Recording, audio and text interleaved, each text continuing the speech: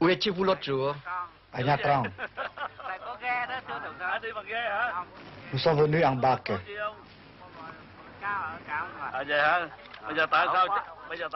Pourquoi êtes-vous venu jusqu'ici? Je viens ici exprès pour applaudir le président. Sa Huyn, petit port du centre Vietnam. Occupé par les communistes au moment du cessez-le-feu, le village a été libéré par les fusiliers marins après du dur combat. Quel pourcentage de dégâts? Dans les 70%. Il faudrait donner dans les 30 000 piastres par tête.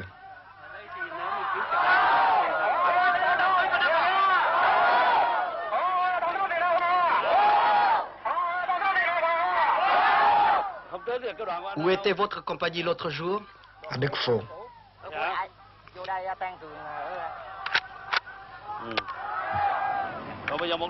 Quels sont les effectifs restants? Dans ma compagnie, 7 personnes. Que désire la population? C'est de reconstruire et il compte beaucoup sur l'aide du président. Quel est le désir réel de chaque habitant? Des tôles et de l'argent. Parce que toutes les maisons ont été détruites par les bombardements communistes. Combien de maisons détruites? 95% à 100%.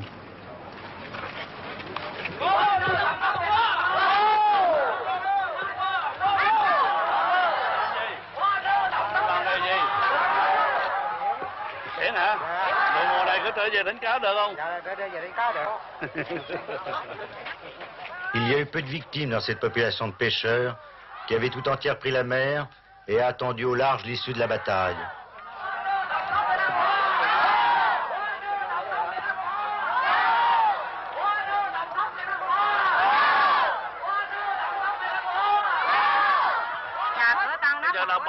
Maintenant, que désirent nos compatriotes?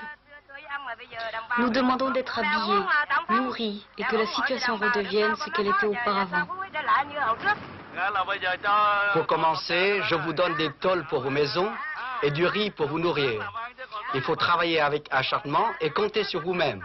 Et je vous promets d'assurer votre sécurité.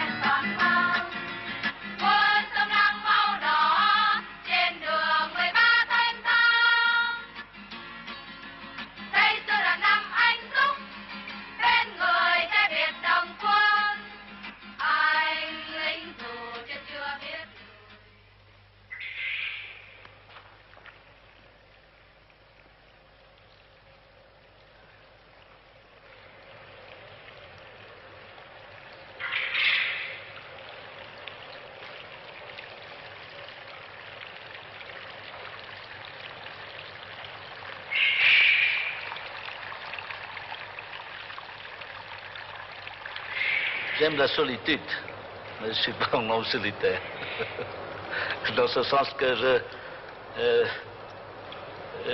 enfin, pour les moments de repos, de détente, j'aime être seul devant un paysage comme la mer, avec un horizon très lointain d'ailleurs, avec une vue très large. C'est pour moi une source de méditation parce que j'ai passé toute mon enfance dans mon village et puis ma maison est tournée vers la mer et puis partout je vois la mer, les lagunes et puis les montagnes. Je ne peux pas perdre cette habitude-là. C'est pourquoi j'ai passé presque tous mes week-ends là où il y a un peu de mer, ou chez mon village natal, ou dans une île quelconque, ou au Cap Saint-Jacques.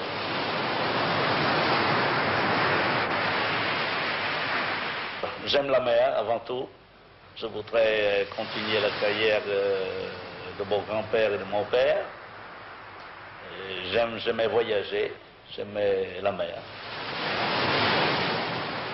J'ai fait la marine marchande. Mon grand-père était amateur de jonque.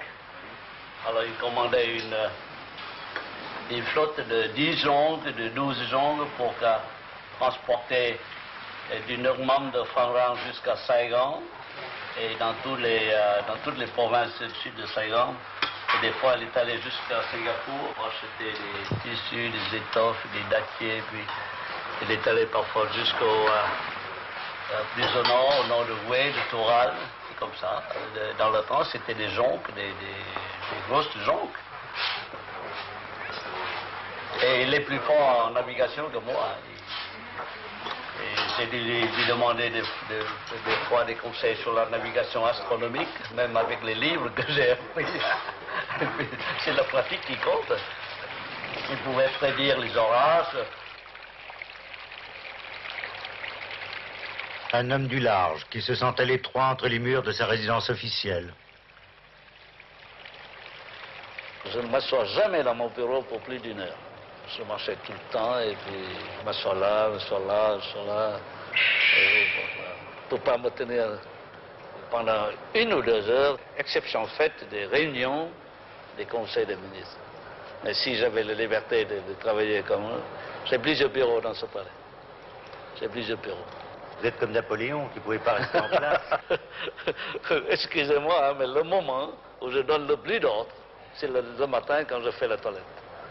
Alors j'ai un interphone, alors là, oui, quand je me peigne, quand je me rase, ça, c'est dans les ordres. Alors je m'en fous, là où est le Premier ministre, ou mon chef de cabinet, ou Enya, il peut être à sa maison, en voiture, en déplacement, mais il faut que je puisse parler. Ou bien donner des ordres à travers l'officier de permanence pour qu'il puisse transmettre. Mais c'est là, en ce moment-là, que viennent les idées. Les ordres viennent comme ça.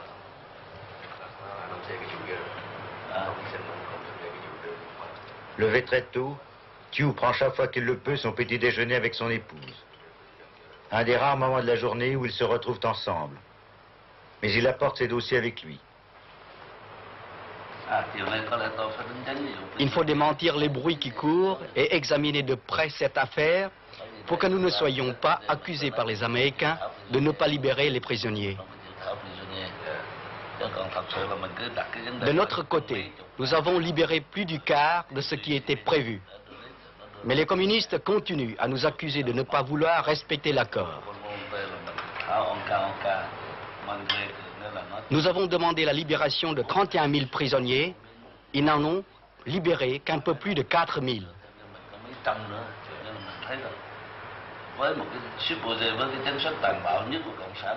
Les communistes sont des barbares. Ils ont même tué une partie des prisonniers militaires. Ils achèvent même leurs soldats blessés et même les prisonniers communistes blessés que nous avons libérés. J'ai mis beaucoup de temps pour lire les dossiers, pour écouter mes collaborateurs d'exposer le problème. Et quant à prendre une décision, j'ai pris une décision très vite, après avoir, je peux employer le mot, pigé. Et surtout, après une nuit de réflexion. Thì đã đến cái deuxième ca đó thì họ phải có thiện chí cho họ làm như thành ra mình refuté tất cả những cái áp tắc đó.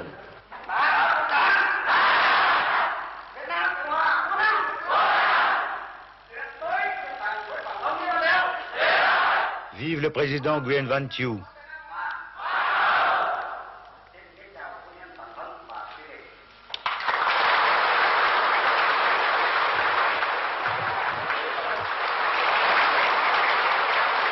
Madame Thieu visite les prisonniers militaires libérés par les communistes.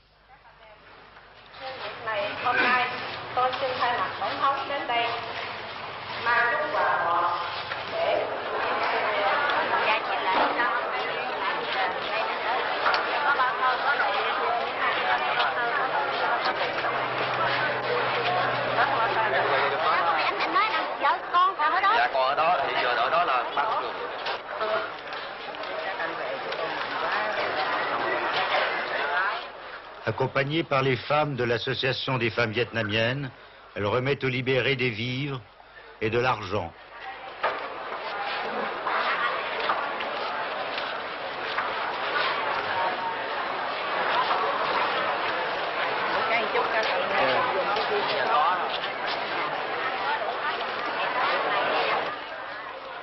et un message du président.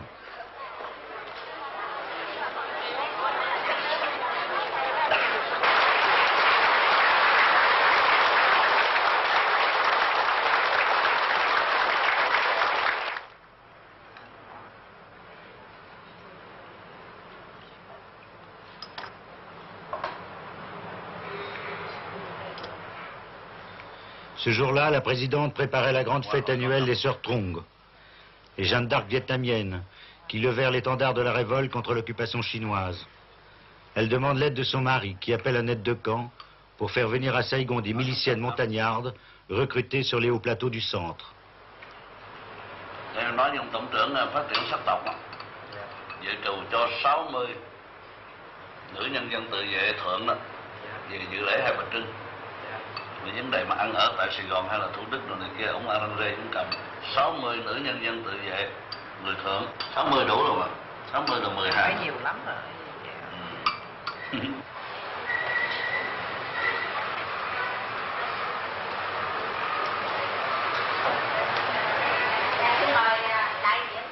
Madame Thieu préside l'association des femmes vietnamiennes. Elle s'occupe de cette fête des Sœurs Trong, qui est la grande journée des femmes au Vietnam. Kính thưa phu nhân tổng thống, kính thưa bà thủ tướng, kính thưa tất cả quý bà, quý chị. Hôm nay, chị em chúng tôi trong Hội Phụ nữ Việt Nam Phụ sự xã hội hết sức cảm ơn quý bà, quý chị đã vui lòng đến họp đông đủ. Un colonel précise l'ordre des cérémonies.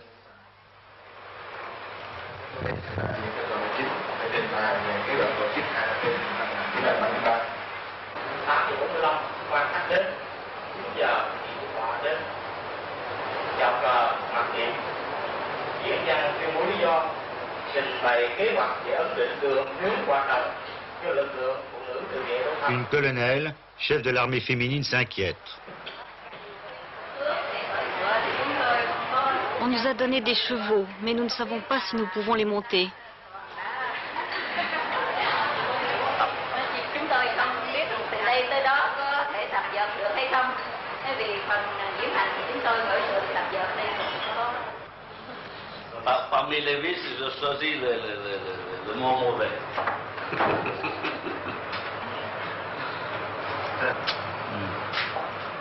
Nous permettez-vous de nous entretenir avec la présidente? Sans moi. D'accord, le président, ça sera mieux si vous n'êtes pas là. Elle n'osera pas dire ce qu'elle pense.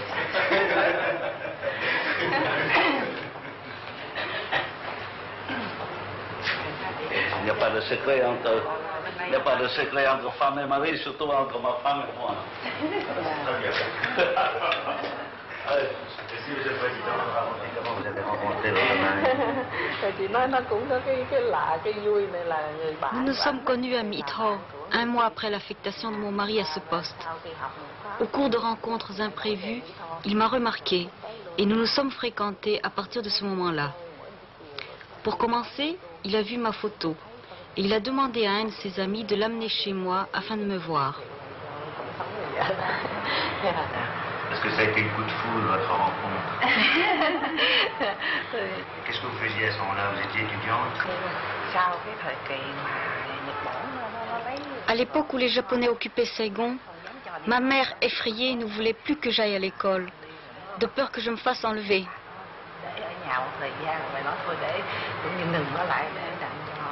C'était réflexe de vieille dame, mais il fallait que je poursuive jusqu'à la fin mes études secondaires.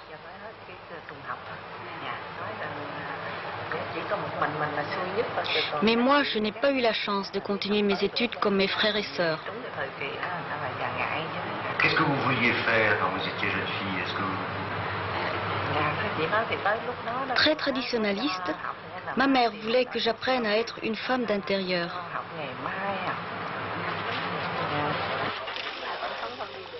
Un grand nombre de prisonniers libérés par les communistes sont dans un état physique effrayant.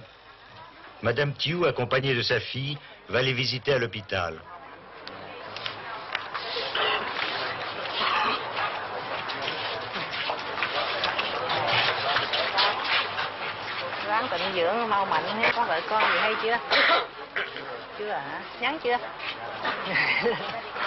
Ah, vous êtes célibataire?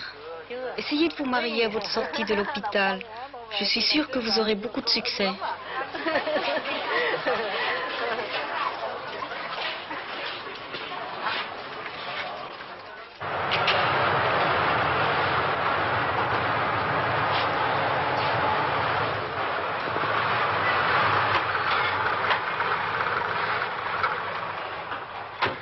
Au palais de Clap, le général Thiou préside un important conseil des ministres. À l'ordre du jour, le voyage officiel qu'il va effectuer aux États-Unis. Je vais discuter avec le président Nixon des relations d'après-guerre, c'est-à-dire on ne parlera plus de guerre, mais on parlera de paix, et surtout entre les États-Unis et le Sud-Vietnam, certainement les questions d'aide économique, d'investissement, pour la reconstruction, pour le développement de long terme du Sud-Vietnam.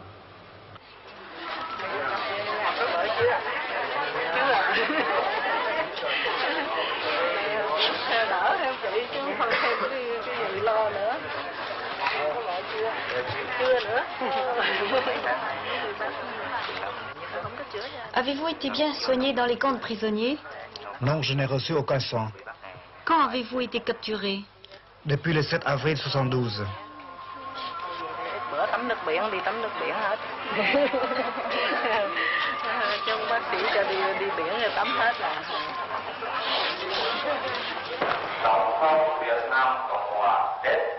Une journée chargée.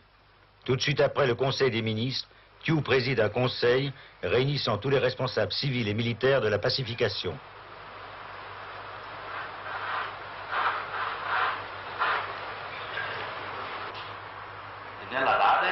Nous entamons notre plan de pacification de l'année 1973. Nous allons travailler énergiquement. Si nous ne suivons pas le plan de travail, nous serons en retard.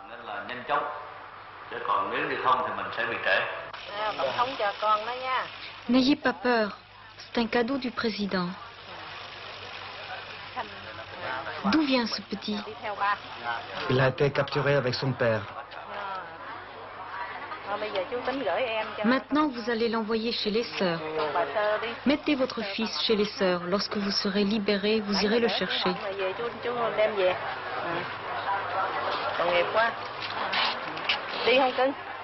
Le soldat préfère garder son fils avec lui.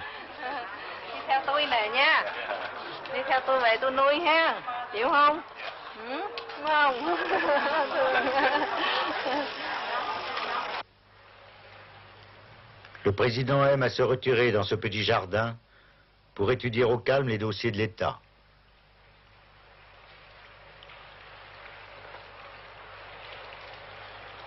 Si les communistes respectaient le cessez-le-feu, il y a une solution politique très rapide, des élections qui devraient dérouler le plus vite possible. Alors la réunification ne pourrait se faire que par un choix libre et démocratique. Alors on ne peut pas espérer avoir la liberté, la démocratie sous les communistes.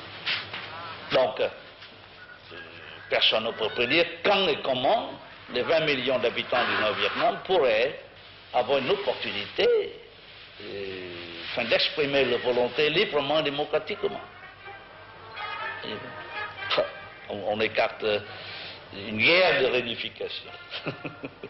Moi, j'écarte une guerre de réunification. Moi, je préconise une réunification pacifique. Avec ça, c'est très difficile de prédire, parce que tant que les communistes sont là, c'est presque non faisable.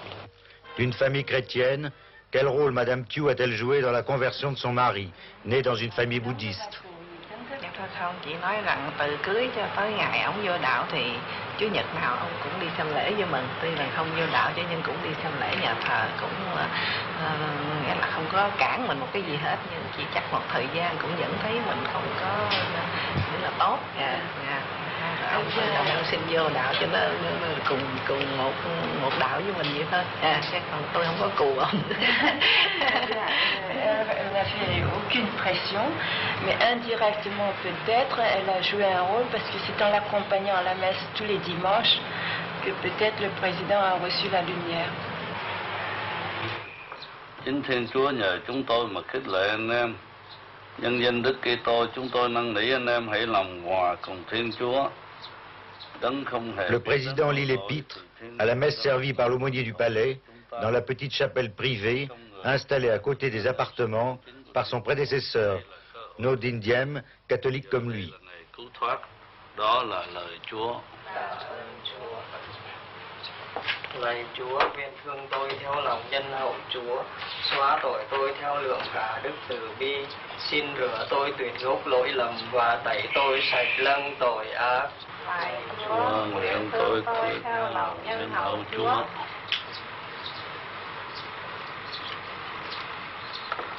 Très pratiquant, Thiou assiste ici à la messe chaque dimanche, en compagnie de son épouse et des quelques serviteurs catholiques du palais.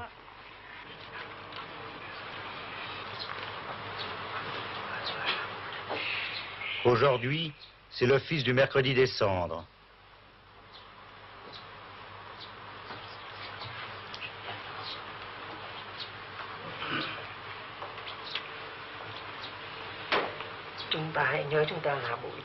Ô homme, souviens-toi que tu es poussière et que tu retourneras en poussière.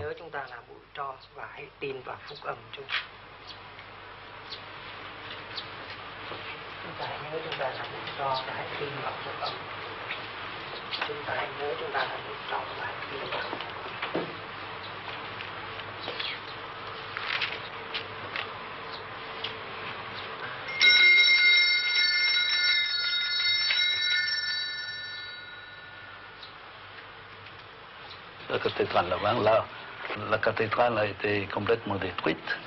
Il y a bien longtemps, quand les catholiques ont été persécutés par les rois Tuduc et de la cour d'Annam. On appelle ça l'avant. L'avant, c'est crier très haut, l'avant. Alors on appelle ça parce que tous les catholiques s'étaient réfugiés là, au milieu des bêtes féroces. La mère est apparue, la Sainte Mère est apparue pour consoler. On appelle la mère de l'avant. L'avant, c'est parce que les catholiques, les fidèles ont prié trop haut que ça vient jusqu'à Notre-Dame et puis il apparaît pour consoler. Moi-même, j'ai prié l'autre dame de l'avant pour me donner un garçon. Mais ça, c'est le jour de la reprise de Conakry. Oui, 2 jours après. C'est exactement le 19 septembre, ça doit terminer les 3 mois de contre-offensive pour reprendre Conakry. Le 20, j'étais venu là. Et j'étais allé à Conakry même, dans Conakry même, au milieu des détonations de l'artillerie ennemie. Et ce jour-là, vous aviez donné l'ordre à tout le Vietnam de pavoiser. Oui, de pavoiser, de célébrer les messes pour toutes les religions. Dans les pagodes, les églises. Dans les pagodes, les églises, les maisons communales, de toutes les religions, de toutes les croyances, sans distinction. Et vous avez assisté à la messe, là, ou bien non, je viens de m'agenouiller, oui, tout ça. Alors maintenant, j'ai ramené ce bois-là, toute cette charpente pour faire ici, mais c'est pas encore fini. C'est pas encore fini. Vous allez reconstruire la cathédrale de Conakry? Je crois que oui. Ça, certainement, c'est pas le gouvernement, mais les catholiques.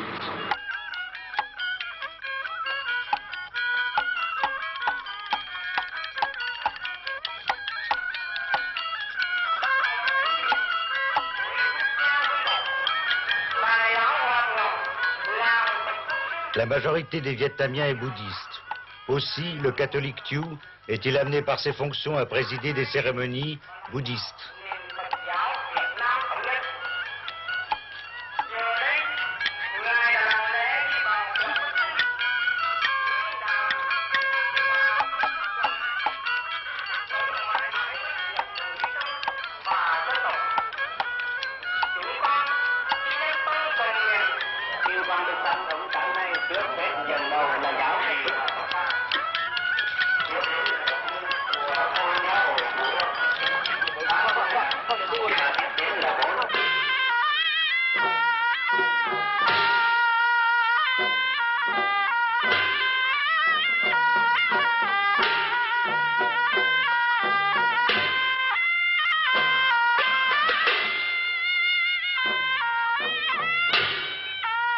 Signe que la paix est en marche, ou d'un retour à la tradition, pour la première fois depuis l'abdication de Bao Dai, il y a 28 ans, les musiciens ont revêtu les anciens costumes impériaux pour accompagner à huée les cendres de Tik Trikiet, vénérable de la pagode An Quan, un des plus grands bonzes du Vietnam.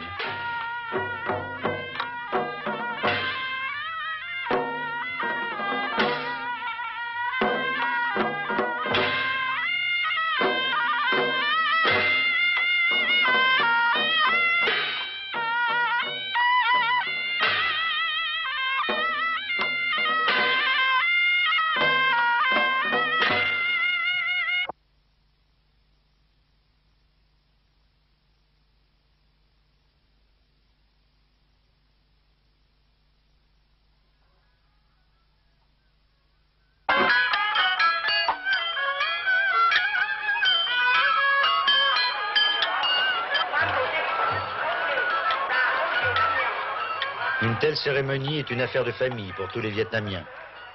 Le général Minh, celui qu'on appelle le Gros Minh, ancien chef du général Thieu, qui s'oppose aujourd'hui au président de la République, est venu rendre un dernier hommage au vénérable.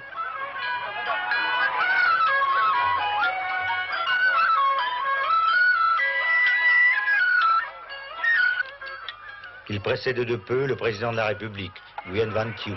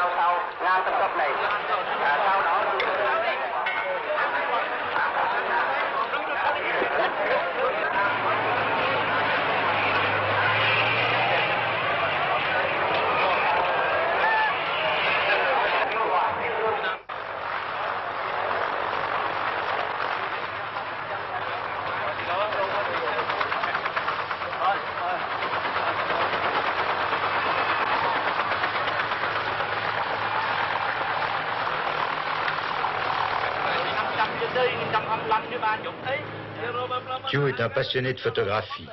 Quand il a le temps, il développe lui-même ses clichés. Tout à l'heure, il y avait un type qui voulait me photographier. Il avait le capuchon sur l'objectif et en même temps ses deux mains. Ici, le président lit les journaux de l'opposition.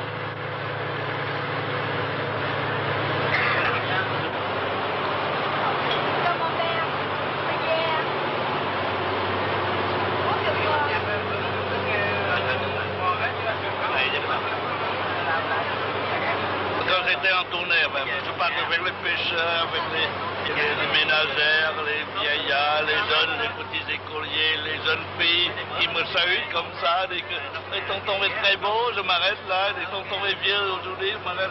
Il y a plus de cheveux blancs cette année-ci que l'année dernière, je m'arrête pour leur parler. Ça, c'est formidable.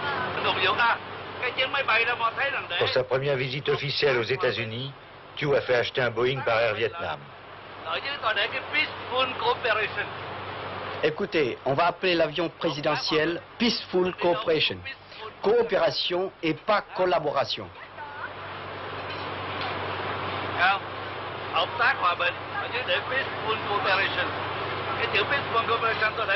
Peaceful tout petit en bas et coopération très gros en haut. Je crois que l'homme qui nous connaît le plus Vietnam, qui a parlé le plus souvent à la présidence, c'est moi.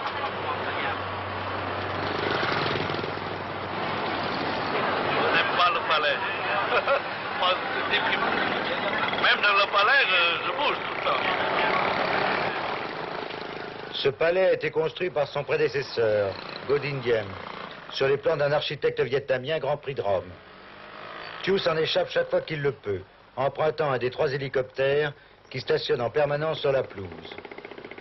Homme du grand air, il aime se rendre sur le terrain, constater par lui-même comment se passent les choses.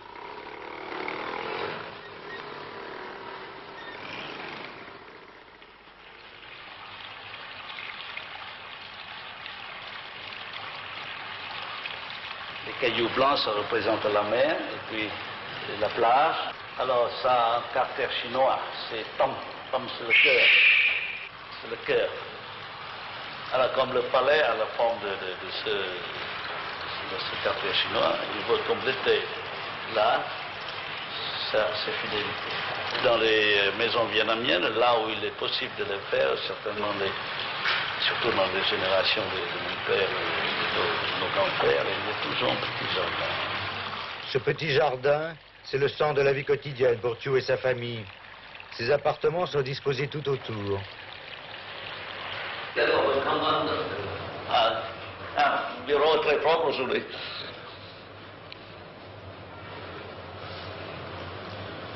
Je ne sais plus où trouver mes papiers parce que c'est en désordre très ordonné.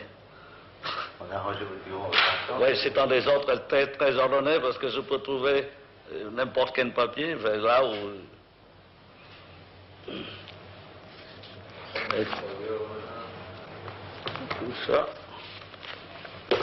Allez. Moi, j'ai l'habitude d'avoir tous sous les yeux, sous la main.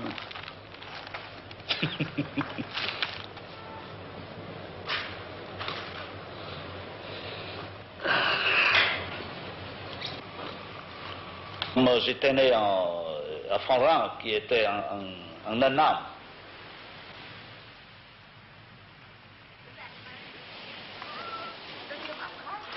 Il y a ma soeur, mon beau-frère. Je surveille la maison. Ça reste comme plus un souvenir qu'une maison.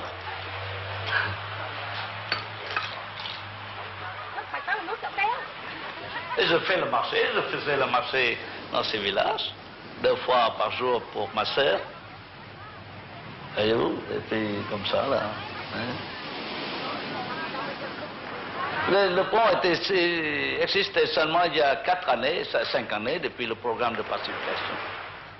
C'est pourquoi on appelait le pont de M. Thiou. Mais d'ici, de cette montagne, j'ai surveillé les batailles navales entre Américains et Japonais dans la mer qui est à peu près 5-6 km plus loin. Et mon village a été bombardé le premier par l'aviation américaine en 1945. Parce que c'est tout près de Cameroun. Alors, la chasse japonaise et la chasse américaine engageaient une bataille dans le ciel, et puis quand ils veulent de charger les bombes, ils font ici. En 1945, tout le monde était dans la jeunesse. Dans la jeunesse sous le Bera Bao Dai, et après sous les Viet Cong, les Viet Minh. Enfin, je peux dire que l'empereur Bao Dai, il a laissé passer l'occasion. Si vraiment il était un empereur qui voulait lutter pour l'indépendance du pays, et il n'aurait jamais permis aux Viet Cong à ce moment de prendre le pouvoir. Moi, je me rappelle bien quand il prenait le pouvoir à Phan Rang, où j'étais un des leaders du mouvement de jeunesse, ils avaient seulement des fusils. Nous en avons une 50aine, mais parce qu'il manquait de leadership. Alors, l'empereur Bao Dai peut-être a été trompé, disant je voudrais être un citoyen d'un pays indépendant qu'être un empereur d'un État colonisé. C'est trop beau comme déclaration, mais c'est pas pratique au point de vue politique.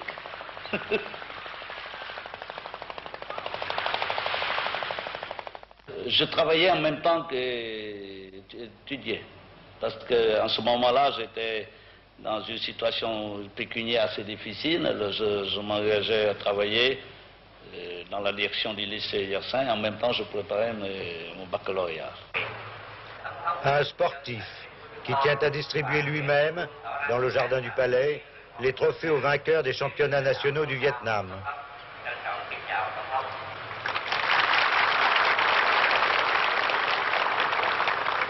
Lễ trao giải thưởng cho 5 lực sĩ trúng giải hạng nhất của 5 bộ môn sau đây: Thủ quân đội túc cầu vô địch vận động hội quốc gia kỳ 6 ông Huỳnh Văn Chiến, Hội Hải quân. Thủ quân đội bóng chuyền vô địch vận động hội quốc gia kỳ 6. C'est encore la marine qui gagne. Comment on fait le bras de fer? Comme ça ou comme ça?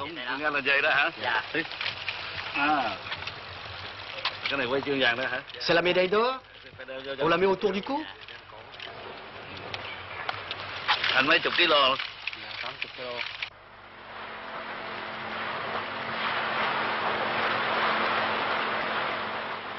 Et sa vraie passion, c'est la pêche. Il y a 1 an qu'il n'avait pu prendre la mer, depuis l'offensive communiste de mars 72.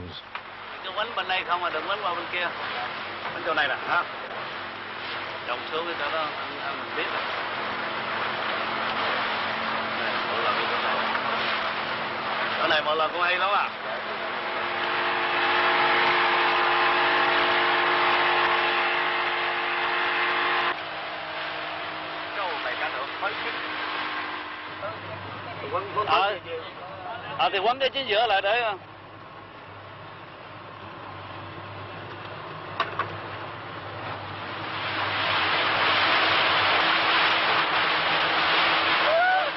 ông đầu ở bên đây mà nó có hung nặng cũng tấn á.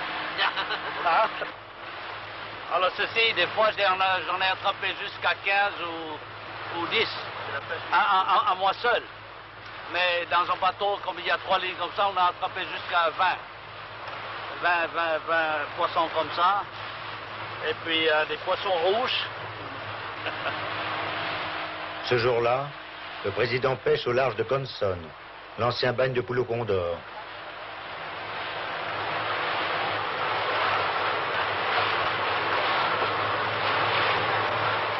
Như vậy là mình về Hòn Tre đây.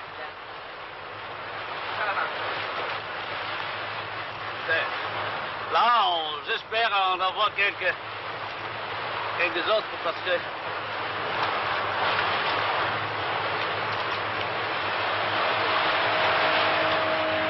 này có khỉ đây. Sur cette montagne, il y a des singes et des gros lézards. Il y a aussi des pigeons énormes, des chauves-souris et des roussettes. Les Chinois en sont très friands.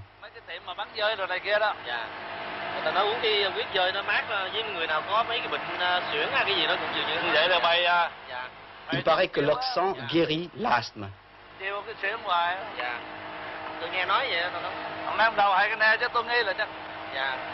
La chair de tortue de mer, c'est délicieux. Hein? Vin blanc ou bien on fait ça à la vietnamienne, si on peut faire ça avec au vin blanc à la française. Ở đây dọc theo này mấy cái plage rồi. Quand j'étais à l'âge de 7 ou 8 ans, vous voyez, j'ai vu une fois de mes propres yeux une scène de sortie des pêcheurs de ces poissons près de mon village. Alors ils partaient de très bonne heure le matin, vers 3-4 heures du matin, avec des torches. Et puis ils entonnaient le chant de pêcheurs. C'est formidable. Ça me rappelle dans mon souvenir pour moi. Vous ne vous rappelez pas les paroles? Non. Il y a trop longtemps. J'aime bien les chansons. Qu'est-ce qui vous a amené à vous engager dans l'armée? C'est la situation au Sud-Vietnam. J'étais dans la première promotion des officiers de l'armée nationale vietnamienne. Nous étions 13. Nous étions des sous-lieutenants élèves, c'est-à-dire la 3e année de Saint-Cyr. Oh, j'avais des très bons amis. Il y a toute une promotion qui venait ici se battre. C'est la promotion Général Frère qui venait ici se battre. Alors, j'ai des amis très intimes, des très bons amis de promotion qui ont été tués au Vietnam. Un de mes meilleurs amis qui a été tué 7 jours après son arrivée au Vietnam dans le Nord. On m'a dit que la dernière bataille à laquelle vous aviez participé avec l'armée française, c'était l'opération Atlante. Atlante. Oui. Pas avec les Français, pas avec l'armée française, parce que ça, c'est la première fois que l'armée vietnamienne a été donnée un secteur et j'étais assigné à Binh Dinh pour commander 10 bataillons pour débarquer, mais comme il n'y a pas 10 bataillons au moment voulu, alors je dois débarquer à Som Cao, beaucoup plus au sud, et puis remonter jusqu'à Binh Dinh. Mais tous nous étions des Vietnamiens dans cette opération, soutenus par la logistique française, et commandés par les Vietnamiens. C'était la première fois qu'il y avait un secteur confié complètement aux Vietnamiens? Non, j'étais au secteur de Hưng Yên au Nord-Vietnam, au sud de Hanoï. Ça, c'est le premier secteur vietnamisé. Alors, c'est le morceau le plus dur qui a été passé à nous par la zone sud. Enfin, je travaillais avec les gens en Cugny. Alors, j'ai plusieurs fois respecté, et puis même j'envoyais un rapport de tonnerre au général Cugny, il était venu. Qui a rédigé ces rapports? Alors, il y a le commandant, un commandant français qui est chef d'état-major, un colonel vietnamien qui était commandant du secteur, moi j'étais lieutenant, chef du 3e bureau. J'ai rédigé le rapport. Et il signe comme ça. Après avoir lu, il signe. Le commandant même, Jean Cugny, dit que c'est formidable ce rapport. Il ne pensait pas que c'est le commandant français qui avait osé écrire ce rapport. Quel est celui qui a rédigé ce rapport? Je dis que mon général, c'est moi. Je dis que pourquoi? Mais je dis que je dois dire la vérité. Alors, Jean Heng, qui est mon chef d'état-major, il a été signalé par Jean Cugny. Jean Heng était venu, dit que viens ici. C'est bon, c'est bien, comme officier, mais tu n'as pas encore le droit de faire ça. Tu feras ça quand tu seras général, mais pas maintenant.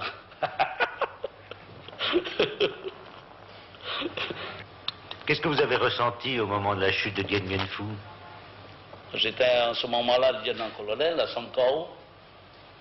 Tout le monde, officier vietnamien comme français, était très triste parce que ça c'est... Mais moi je vous dis franchement, s'il n'y avait pas la politique en France, si on n'est pas battu en politique, on ne sait pas même à Paris, la chute de Dien Bien Phu avec la perte de 15 000 hommes, ça ne justifie pas la perte d'une guerre. Et la chute de Dien Bien Phu en comparaison avec la chute de Quang Tri, de Kon Tum, de Binh Dinh, qu'est-ce que c'est? Et 15 000 hommes par rapport à 180 000 Français, c'est même pas un dixième de l'armée, plus 120 000 Vietnamiens. On peut toujours continuer la guerre si on en avait les moyens. C'est juste qu'on a dit qu'on a perdu la guerre à Paris, mais pas en Indochine. Dien Bien Phu, mais si on croit qu'on ne même pas pouvoir retrouver sur la carte, c'est un nom tout à fait inconnu.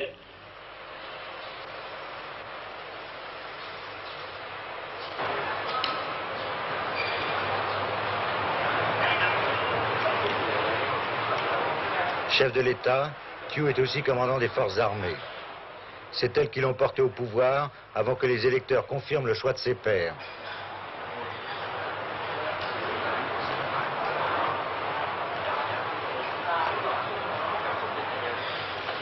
Au Conseil des généraux, réunis au palais, Thieu déclare: la paix ne doit pas nous endormir. Restez vigilants.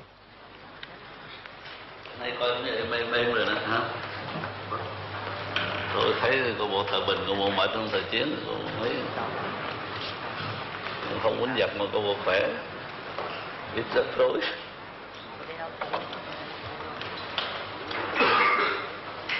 Dès le début de 68, Van Nguyen Giáp a fait une erreur très grave et il a recommencé cette erreur en 72. Il a sous-estimé l'armée sud-vietnamienne.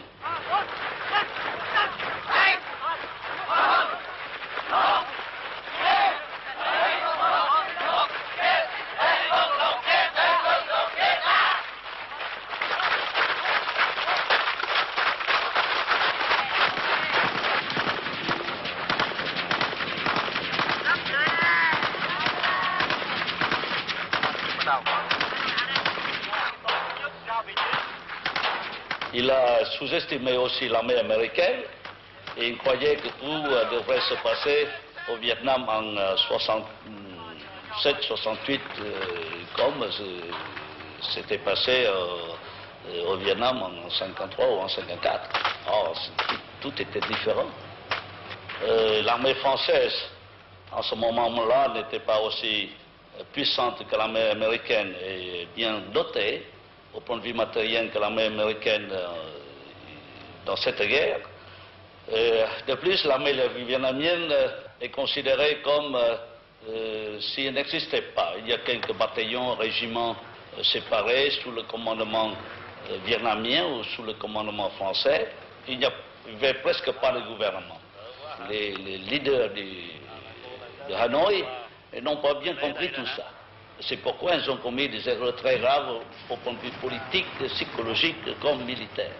C'est aussi une des causes de leur défaite, parce qu'ils ont mal compris, ils s'étaient trompés, que la guerre de 65-72 devrait être comme la guerre de 50-54.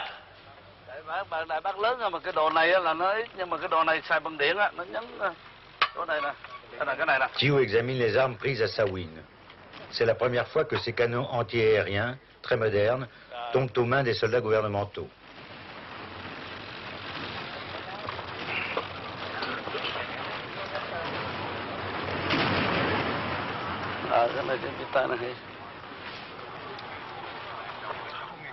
Có ông dầu không? Nên là mình tổ chức cách cho nó thông minh, ý thao tốt mà cho nó. Không thấy cái cờ xí mình xin mấy cái chốt trên tàu. À, tốt ở trên kia rồi hả? Tốt ở trên đó mà cũng có. Vậy là mình có đóng ở trên đó. Phải làm kỹ hết. Dạ, thưa tổng thống là tất cả cách đây hơn 4 cây số. Giờ là capo giờ làm nha là c'est la ligne de fête là. Oui.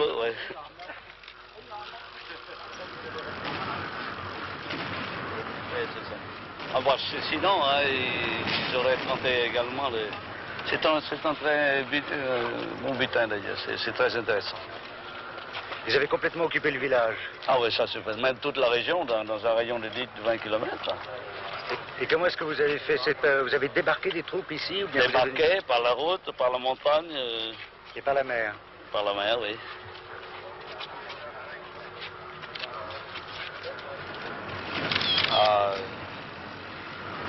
Còn ở đây bên này, cái này để Vân Quân hả? Tại nó dòm xuống tôi rồi kia cho nên nó còn ngắn. Dạ, thế đây địa Vân Quân ạ, tiểu đoàn 118.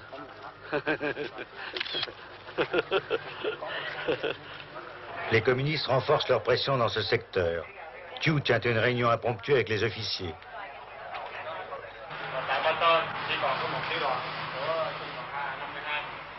Le colonel explique qu'il reste un bataillon du régiment 52 dans le secteur. Ils ont fait 3 prisonniers qui ont permis de l'identifier.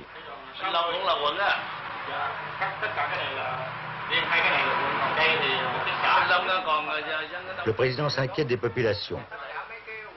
Elles regagnent les villages, lui dit-on. Les Abanteux, elles ont été attaquées. Dân Ba Tơ thì một mớ vừa ra ngoài tỉnh Tổng thống và một mớ về Gia Vực. Gia Vực. Von Wienzap, il pensait qu'il pourrait continuer à faire le Napoléon de 72, comme il était le Napoléon vietnamien de 53-54. Ở đây bao nhiêu cảnh sát à? Cả quận này bao nhiêu?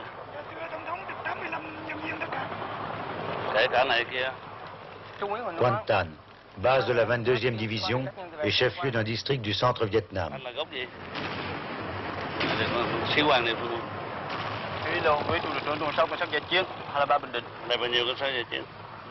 20 ans de carrière militaire ont appris à Thiou que rien ne valait l'étude personnelle du terrain et le contact direct.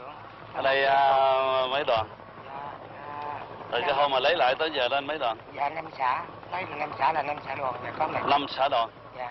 C'est ce qu'il a fait pendant l'offensive de 72. Tombant d'hélicoptère dans Kon Tum et An Loc encerclé, inspectant lui-même les positions avancées à Quang Tri, au nord de Hue.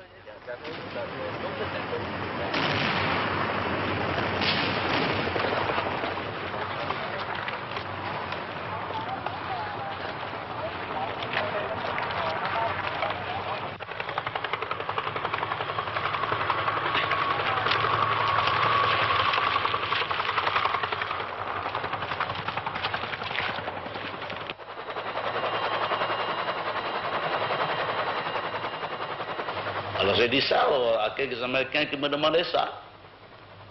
Et qu'on s'attendait à ce que vous pouvez terminer cette guerre dans 3 mois avec votre massive aviation. Alors c'était au contraire le gradualisme qui prévaut dans la politique de la guerre. Alors, on ne peut pas faire une guerre avec gradualisme. La population au Nord-Vietnam s'attendait à ce qu'on libérait le Nord-Vietnam dès le premier bombardement américain en 1966. Alors, ils étaient découragés.